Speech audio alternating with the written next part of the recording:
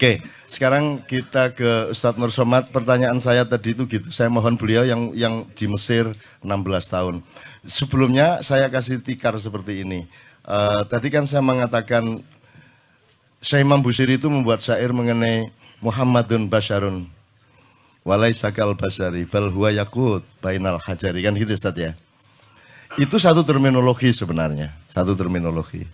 Saya bagaimana elaborasinya terhadap praktek demokrasi yang membuat orang tidak lagi punya tradisi dan kepekaan untuk menghargai keunggulan-keunggulan dan keistimewaan-keistimewaan. Kan gitu kan?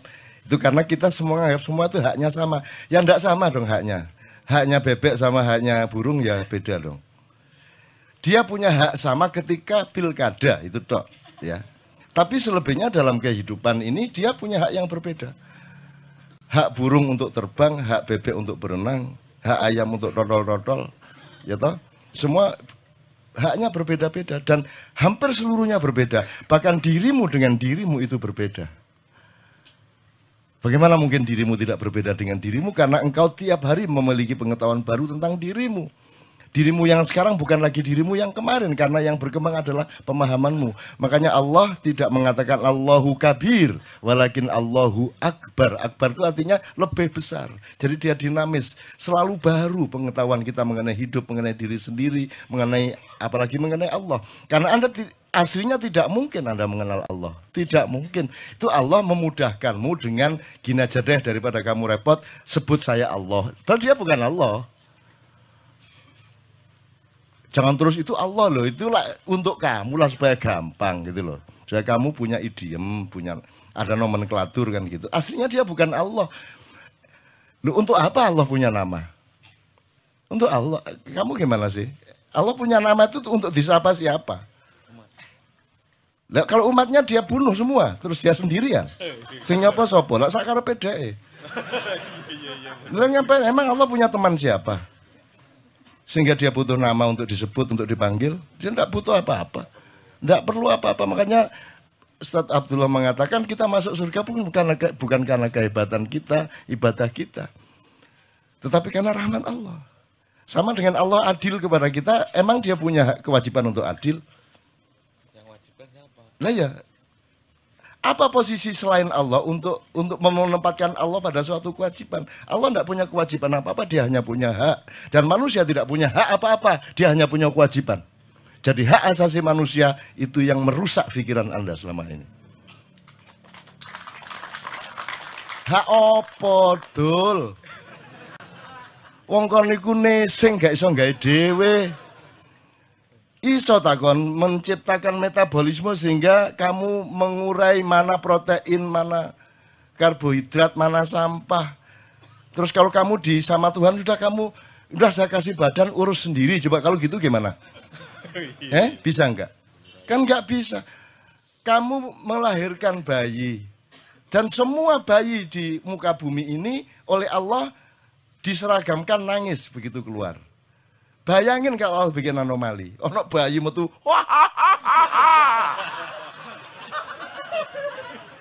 terus siapa yang mengajari dia menangis? Siapa yang menyuruh dia menangis?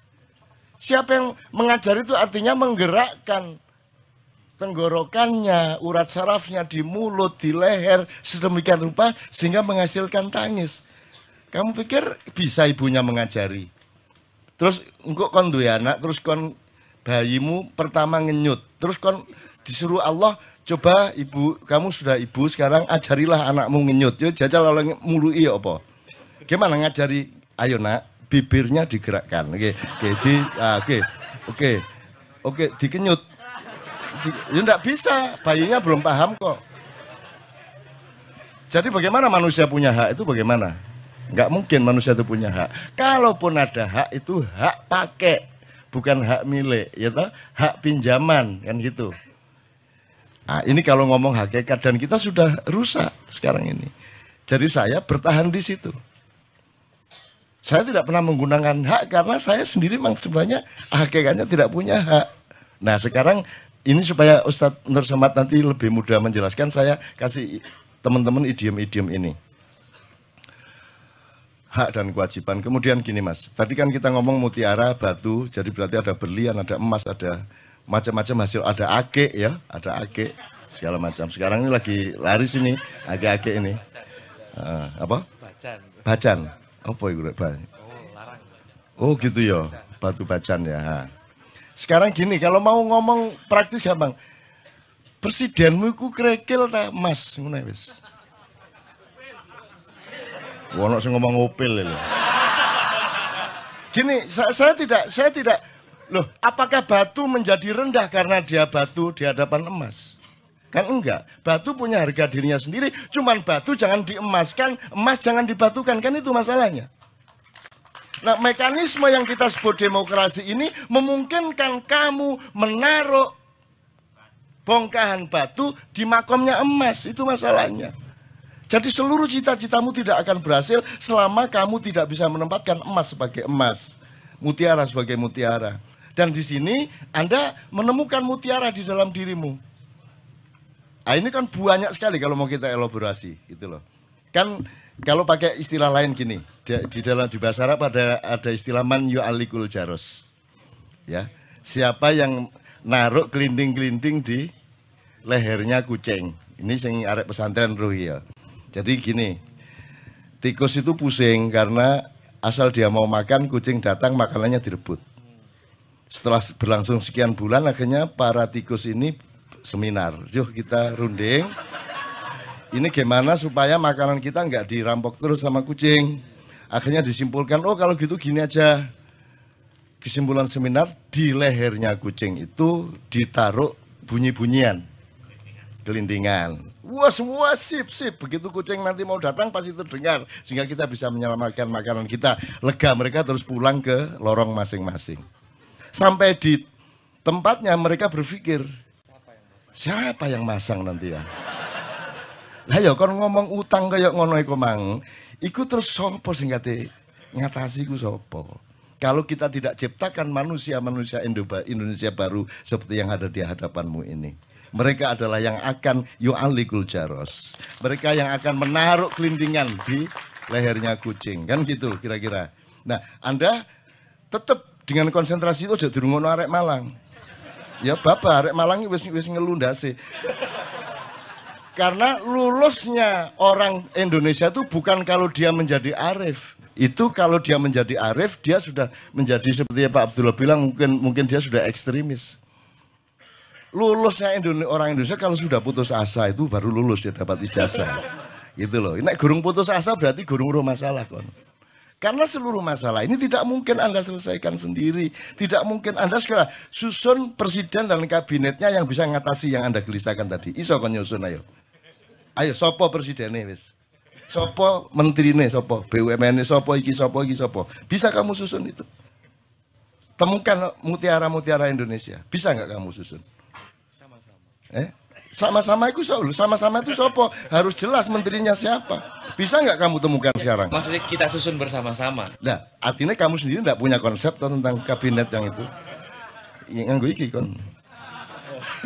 Ya, sekarang gini aja, man yu'allikul jaros. Semua kamu keluhkan bener. Kata temen si Dodi Setiawan tadi mengatakan, wes seru aku wes gendeng kabeh iki wes ngono ya.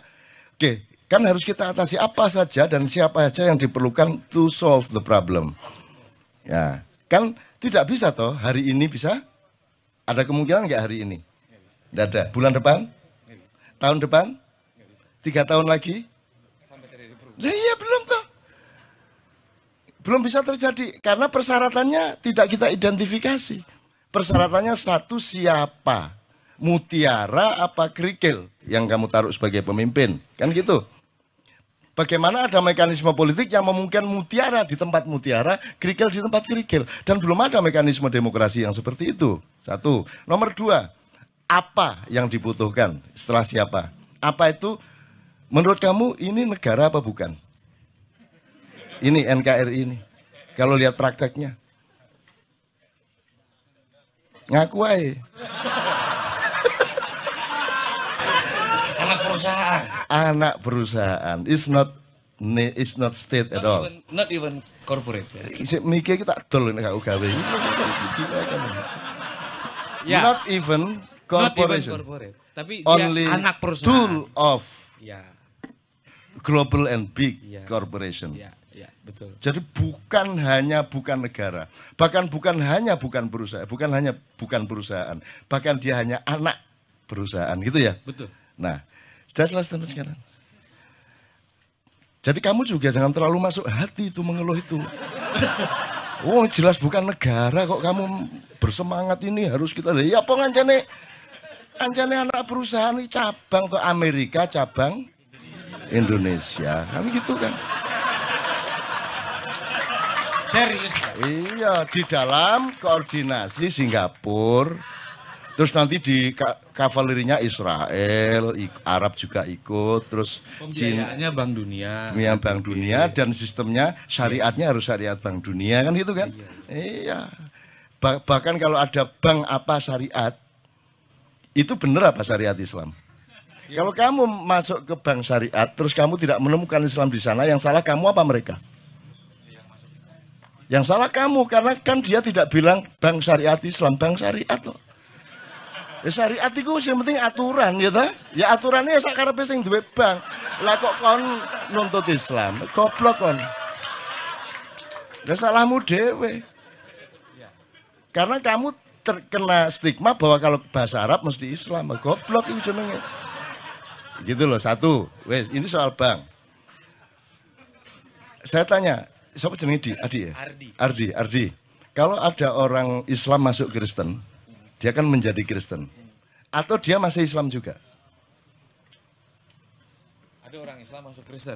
Atau orang Kristen masuk Islam, terserah. Pokoknya kalau orang sudah menjadi Kristen atau sudah menjadi Islam, dia masih Kristen atau tidak?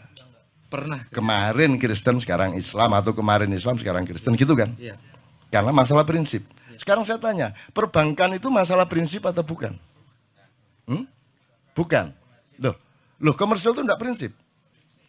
Loh, 4 dikurangi 3 boleh sama dengan 5 itu enggak prinsip. Matematik itu prinsip atau bukan? Matematik itu ilmu paling suci. Ilmu pasti itu kesucian. Karena tidak ada opini di situ. Tidak ada tafsir, tidak ada ijtihad dalam matematika. Nek papat ping papat 16 titik. Bah disogok wedokan piro. Ya, tolong, matematika itu ilmu paling suci di dia itu tajallinya Allah. Ya, itu matematika. Itu ya teman ya. Jadi saya kembalikan ke pertanyaan kepada Anda tadi, ya syariat. Sekarang ini orang nyun sewu ini yang pegawai bank syariat ya. Dan dakwa terusin saja wong darurat kok. Darurat itu enggak masalah. Atau kalau waktu di Boyolali saya tanya gini, Bapak, Ibu-ibu ngertos bedanya tayamum kali wudhu? Ngertos. Tahu bedanya wudhu sama tayamum? Di sini tahu semua ya? Oke. Kalau wudhu itu pakai air, kalau tayamum, kenapa kok pakai debu? Kenapa tidak ada air? Bisa karena airnya kotor, bisa karena airnya dicuri orang, bisa karena tidak ada air, PDAM-nya nggak jalan, dan seterusnya.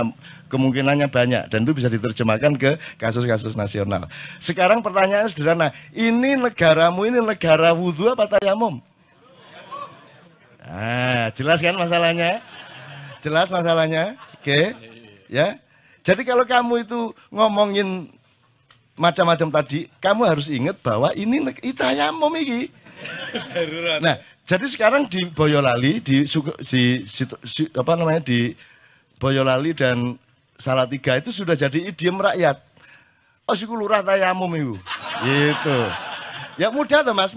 Nah, cita-cita kita adalah bikin negara wudhu beneran, dengan air beneran, kesucian beneran. Jelas ya? Gitu loh.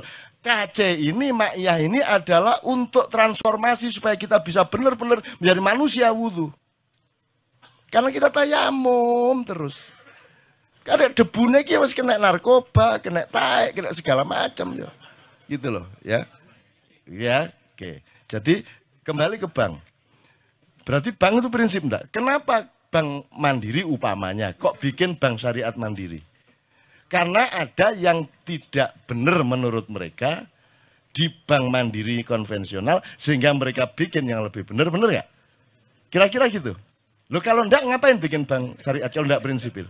Loh kudune kan kalau memang bikin itu kan karena ada prinsip yang lebih benar. Makanya saya tanya kalau orang Islam sudah masuk Kristen, dia sudah Kristen apa sudah Kristen tapi masih Islam? Lagi apa? Bank mandiri ki wes syariat tak gorong? Belum loh, sudah ada syariat gitu kok. Enggak, itu prinsip juga, Cak.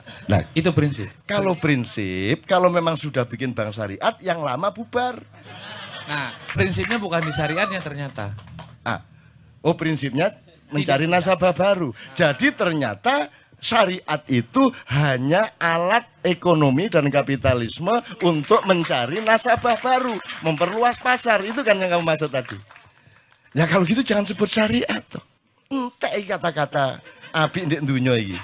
Syariat wis digawe, ya toh. Saiki ono lomba perkutut akbar. Ono yo. Ya apa iki entek kabeh. Habis kata-kata yang baik ini. Ben ada wali, ada dewa, habis semua nih. Ya, apalagi? Saya tuh betul-betul ingin penuntasan kegilaan. Mbok nek gendengku temenan aja setengah-setengah. Masa belum ada. Iya, misalnya TV ini kan belum lengkap, belum ada apa? Kalau misalnya RC itu RCTI apa toh? Raja Wali Cipta apa gitu. Kalau misalnya pesawat kan Air Asia atau Lion Air. Mbok sekarang tuh bikin Jibril Air. Mbok ada Muhammad Band. Rasulullah Band. Gitu. Mbok bikin perusahaan Allah Subhanahu wa taala. Mesisan ya. Sekalian gitu loh. Perusahaan Quran hadis. Ya, ada Quran hadis NQ ngono ya. Ngono mesisan. Saya tidak ngerasani bang, saya cuma mengatakan ternyata memang salah satu jenis kegilaan yang diomongkan Dodi tadi itu adalah kita itu menggunakan hal-hal yang prinsip untuk main-main. Kan gitu kan? Dan itu tidak mungkin selamat. Maka Anda kumpul di sini ini karena Anda dicalonkan Allah untuk menjadi penyelamat seluruh bangsa Nusantara. Halo ya. Terakhir. Yakut nanti Anda mohon semua wacana mengenai Yakut ini ya Ustaz ya. Saya ini nanti Anda pulang ke rumah, ya toh? Terus sampai rumah kan tidak ada KC lagi. KC tinggal kenangan, Maiyah tinggal ingatan. Anda kembali ke masalahmu masing-masing. Dengan kegelisahanmu, dengan kegalauanmu masing-masing. Kedap-kedip. Ya toh? Ngiler melongo, ya toh? Gelisah, waduh iki kok ya apa, ini gimana, ini belum saya bayar, waduh nanti di kerjaan begini, kan gitu. Anda kembali ke masalah masing-masing. Aku bertanya, siapa yang memperhatikan bahwa engkau sedang galau? Apakah Indonesia tahu Anda galau? Apakah negara ini tahu engkau galau? Apakah pemerintah concern terhadap galaumu? Apakah ada ulama-ulama yang ada di dalam file dan kenangan hatinya bahwa umatnya galau? Kamu akan sendirian nanti di rumah masing-masing. Maka kamu harus punya sahabat sejati dalam hidupmu, sehingga dimanapun engkau berada dalam keadaan apapun saja, engkau memiliki teman. Dan siapakah temanmu yang sejati itu? Maka handphone. Iya, enggak apa-apa. Bagus juga.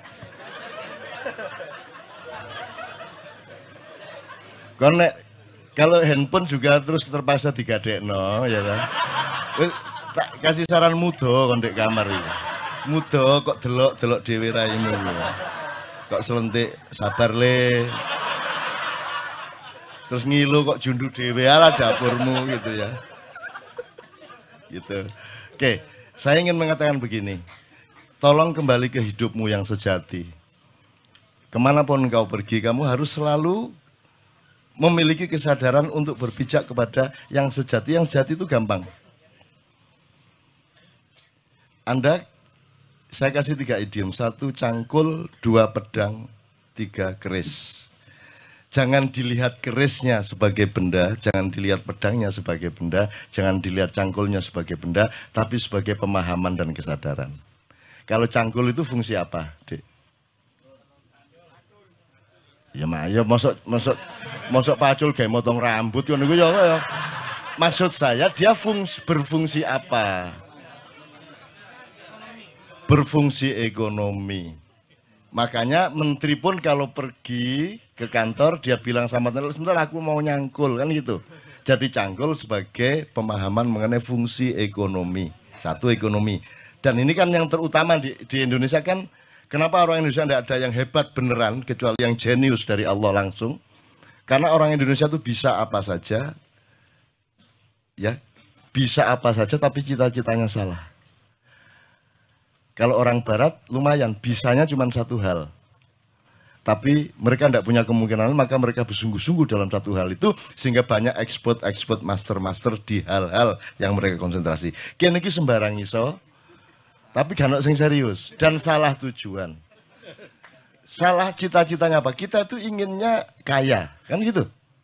Orang barat inginnya bahagia. Ini menurut Rawahu Sabrang. Ini saya diceramai Sabrang. Saya diseramai Sabrang tadi malam. Jadi anak saya adalah guru saya dan itu nyata. Kan dulu saya bikin struktur ini Ustaz. Jadi kenapa Islam, Sabrang juga nih yang ngomong, kenapa Islam pada abad 8 tidak bisa populer, tidak diterima? Karena yang membawa adalah pedagang. Nah pedagang itu kastanya paling rendah. Gitu kan. Tapi ketika Islam yang membawa adalah para syekh, para ulama, para maulana. Maulana Magdum Ibrahim dan seterusnya sampai Sunan Giri, sampai Sunan Kalijogo.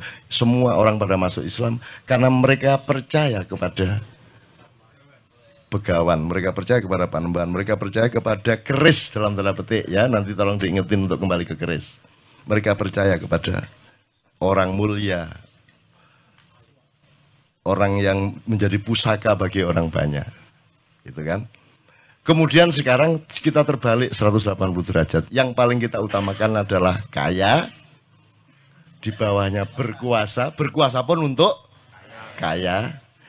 Di bawahnya lagi pinter, pinter pun untuk ikut berkuasa supaya kaya. Nomor 4 kuat.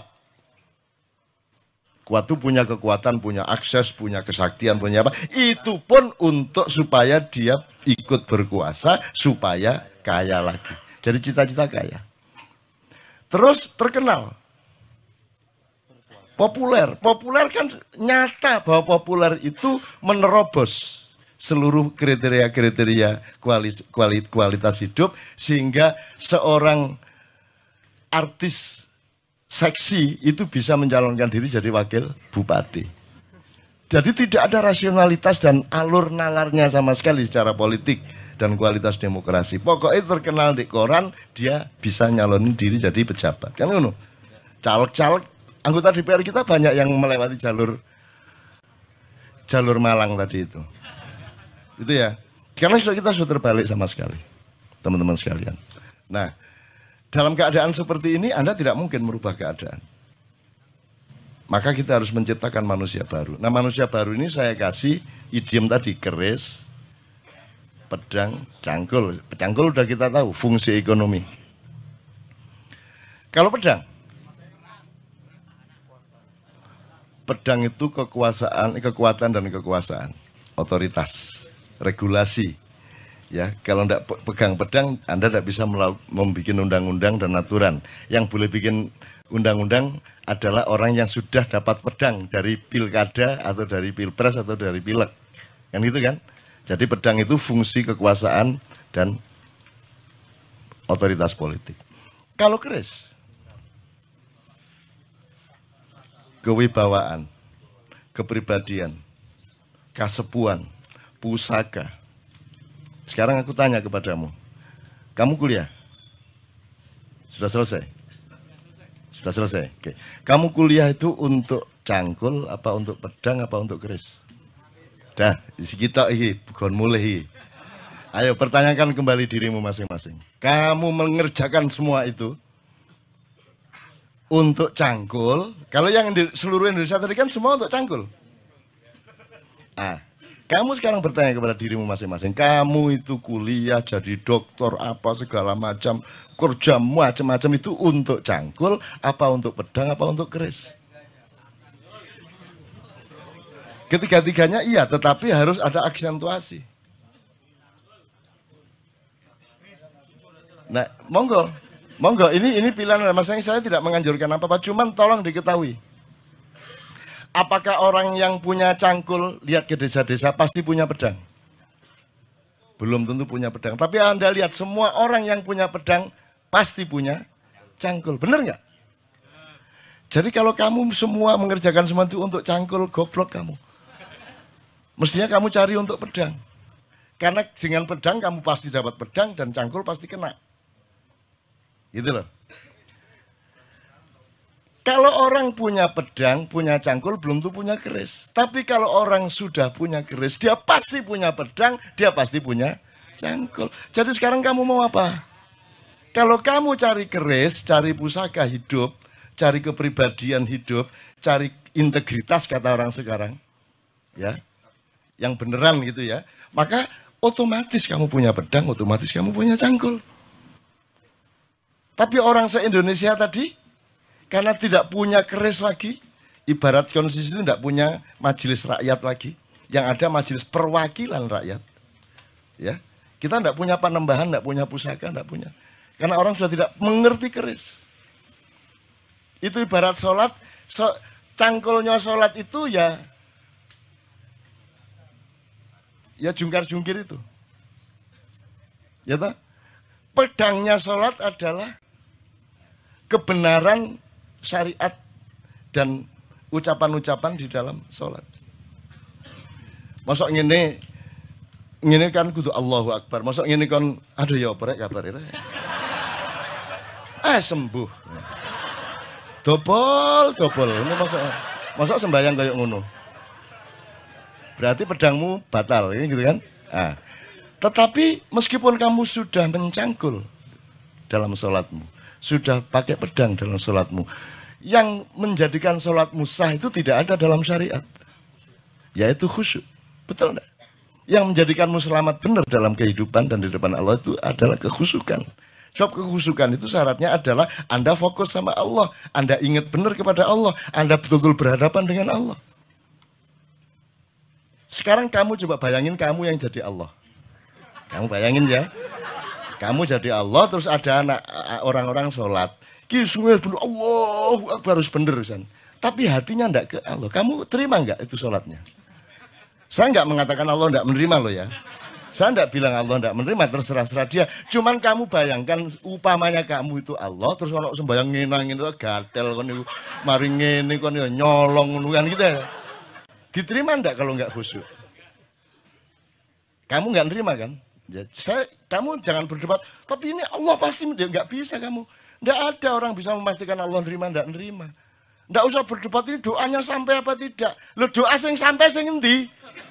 Enggak ono, enggak usah diperdebatkan bodoh gak ruwe kok. Jangan berdebat mengenai doa sampai atau tidak, jangan berdebat mengenai Allah menerima atau tidak, jangan berdebat mengenai masuk surga atau masuk neraka. Kon iku besane Gusti Allah ta ya apa? Kapan besanane resepsine di gedung apa kon? Bagaimana kamu bisa menentukan seseorang pasti masuk surga atau pasti masuk neraka, seseorang pasti diterima Allah atau tidak? Bahwa kita yakin, iya. Itulah yang namanya puncak iman. Tetapi kalau kamu disuruh menyatakan bahwa kamu diterima Allah, kamu tidak berani tanda tangan. Itu cuma keyakinan saya kok. Dan keyakinan kan tidak bisa diapa-apain. Dan itu juga tetap tidak bisa Anda bawa keluar, itu hanya ada di dalam dirimu. Jadi misalnya sekarang gini, Hendra, siapa Allahmu? Siapa Tuhanmu? Allah. Siapa Nabimu? Muhammad. Ya, kalau teman-teman agama lain punya struktur sendiri gitu ya. Siapa presidenmu?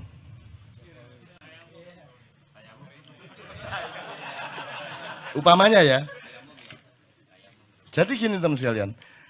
Kalau Allah, kamu dapat resiko besar dan tidak mungkin tidak kamu akui. Nabi Muhammad juga begitu. Karena ada alasan rasional, bukan soal korps, bukan soal golongan. Ada asbabun nuzulnya, ada mantiknya, ada semuanya. Tapi kalau selain yang dua itu boleh enggak kamu enggak mengakui? Saiki ditegesno ndek awakmu iku. Jadi kamu sekarang ngakuin enggak yang selain dua tadi itu? Boleh enggak sekarang kamu enggak ngakui? Ah ya sudah enak toh. Kan boleh kamu enggak mengakui. Jadi juga enggak usah terlalu pusing juga. Enggak tak akoni kan. Ngono itu repot. Ketok di TV ya enggak tak akoni dapurmu kan gitu kan. Kan gitu kan. Kalau dia pas lewat kita kepergok, ya saya nggak akan memperlakukan dia sebagai presiden. Kan begitu. Ya aku liwat sakarepku. Masih ono tuet aku liwat sakarepku kata lapo kon. Aku urip dikai Gusti Allah kok. Mosok aku ngabekti karo sing wong kabeh ono pantes-pantese kan. Kabeh iki nek gak apik ya pinter, nek gak pinter ya pantes ngono lho. Iki gak kabeh iki ya apa iki? Ya bojo iku gak pinter gak apa-apa angger ayu, ngono ta? Gak ayu gak apa-apa angger ngabekti kan. Iki gak kabeh. Ya apa pinter gak ngabekti gak ayu gak. Ya apa? Maka bal huwa yakut. Nah, sekarang teman-teman sekalian, kalau ada mutiara di luar dirimu, kamu harus bersyukur kepada Allah. Kalau ada orang yang mengingatkan kamu kepada bahwa dalam hidup ini Allah bikin macam-macam, kadarnya macam-macam. Nabi aja beda-beda kok. Masuk Nabi podo kabeh. Terus nanti di surga haknya sama gitu. Ya beda. Ada yang kekasihnya Allah, ada yang sahabat karibnya Allah, ada yang juru bicaranya Allah, ada yang sembelihannya Allah. Kan gitu. Ismail sembilannya Allah. Terus rumah kamu juga enggak ngerasain deh jadi Ibrahim. Bayangin kamu jadi Ibrahim, disuruh Allah nyembelih anaknya, itu gimana rasanya coba? Kamu tenang-tenang aja. Terus kamu pikir Ibrahim enggak mencoba bereaksi gitu? Terus ya ikhlas ya Allah, ya enggak lah. Jadi Ibrahim itu ya pergi ke hutan. Dia itu kan semua kan tidak untuk kepentingan Allah. Emang ada Allah punya kepentingan. Jadi kalau Allah menyuruhmu sesuatu, itu kan untukmu, untuk melindungimu, untuk pemahamanmu, bukan untuk dia. Gak padaan Gusti Allah kon gak sembahyang. Jadi itu untuk supaya ada, karena umatnya Nabi Ibrahim itu orang yang sudah terlanjur menyembah Tuhan yang sebelumnya, kepercayaan yang sebelumnya. Yang apa namanya? Tradisi-tradisinya berbeda dengan yang ditawarkan oleh Nabi Ibrahim. Nah, untuk merubah tradisi dan meyakinkan mereka kepada tradisi baru itu harus ada praktek ikhlas membunuh anak itu. Jadi Nabi Ibrahim yo jane yo gak kuat rek, matane wong ngaplok arek gak kuat to ya.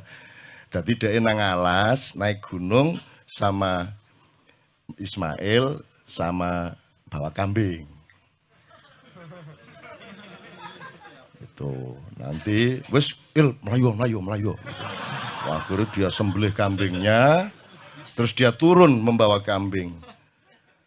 Ini loh kalau Allahku katanya, kata Ibrahim kepada ini loh kalau Allahku menyuruh sesuatu itu bukan karena kejam kepada kita, bukan karena minta ditaati.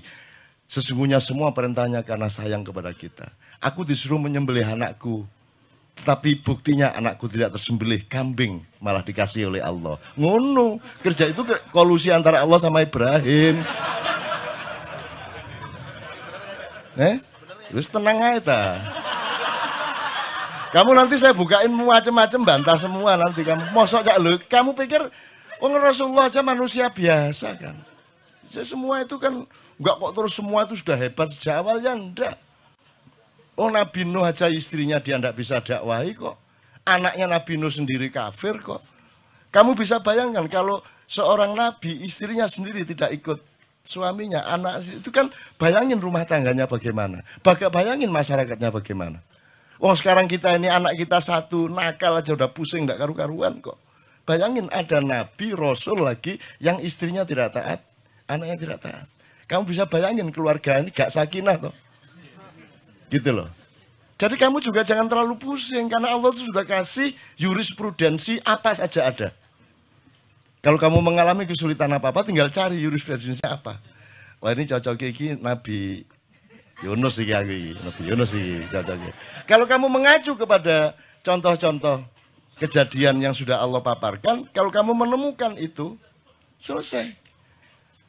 Kamu akan mentertawakan dirimu ngene kok galau, gak masalah. Gitu. Ini banyak kalau saya buka Anda bingung nanti. Banyak. Rasulullah, misalnya Rasulullah pernah mengganjal perutnya dengan batu supaya tidak lapar. Kalau orang tidak mikir, ya Aisyah ganjal batu tagak. Orang tidak pernah mikir tak?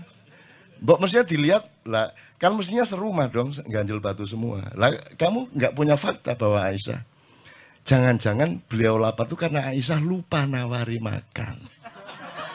Loh, salah satu kemungkinannya loh ya. Ya, mungkin Aisyah pas kurang care. Lah Rasulullah kan mau bilang, Aisyah saya belum makan, nggak berani dia. Kan Rasulullah lembut sama istrinya, dia sangat hati-hati menjaga perasaan istrinya. Akhirnya mergo bojone gak nawan-nawani mangan, ya wis tak ganjel watu ngono kan. Bingung kan tak ceritane akeh. Wes banyak bahan ngene-ngene iki rek. Iki tak buka didik ngono tok ya. Kan gak nemen-nemen bingungmu lho ya.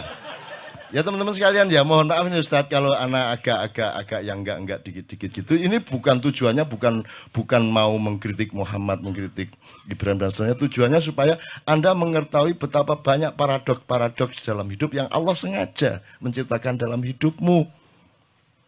Sehingga kamu jangan kaget sama paradoks itu. Tapi kalau kamu berdialektika dengan cara berpikir ma'iyah yang siklikal, yang spiral, yang penuh tikungan, penuh lipatan, dan Anda terbiasa dengan itu, maka seluruh yang kamu alami itu nanti akan bisa dieliminir menjadi berkah, menjadi rasa syukur, akan semua menjadi baik bagi hidupmu, gitu loh maksud saya. Itu contoh-contoh, bukan saya kok terus menafsirkan gini, enggak. Saya itu cuman orang di depan saya itu supaya lebih bisa menghandle hidupnya menjadi lebih mudah. Karena Allah itu kan unik tuh. Inna ma'al usri yusra gitu kan. Nek arek Malang kan ini langge sampean niku lho. Kan bersamaan dengan kesulitan sudah aku sediakan kemudahan. Langge sampean kok repot-repot, mbok wis langsung kemudahan apa sih? Ana wis nakal ngono ya apa? Semua orang di Indonesia kalau pidato syukur kepada Allah yang telah memberi kesehatan kita hari ini dan tidak lupa kepada junjungan Nabi besar Muhammad SAW yang telah membawa kita dari kegelapan menuju cahaya. Itu sono sing nakal. Gusti Allah ya repot-repot mbok wis langsung cahaya apa sih? Dadak kegelapan barang gitu loh.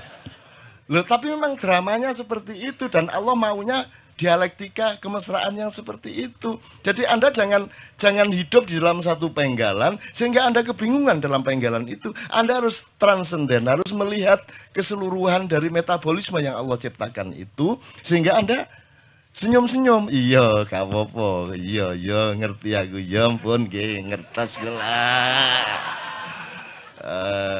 Ngertas kula. Ya makanya kan kata rahasia, Ustaz ya, tolong dalam tasawuf, kata rahasia itu kan sangat mesra.